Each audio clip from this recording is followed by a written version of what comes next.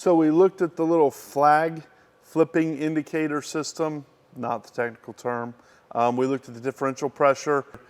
This is a multiple probe array indicator, and this is a very reliable way to indicate remotely your level. So each one of these probes is a discrete point of indication of what the level in the boiler is. So what are these probes good for? Let's look at the display. Each of those probes is tied to a unique relay that senses the presence of water when it contacts the probe to give us a light bar indicator of the level in the boiler.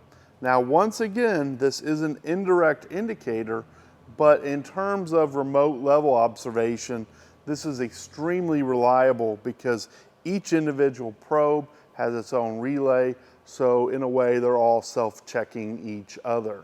So on a boiler where the sight glass is elevated, on a water tube boiler, maybe outside under a mezzanine or an enclosure where it's difficult to get up there and get a good look in short order, this is a great way to put that level indication at ground level or in a control room.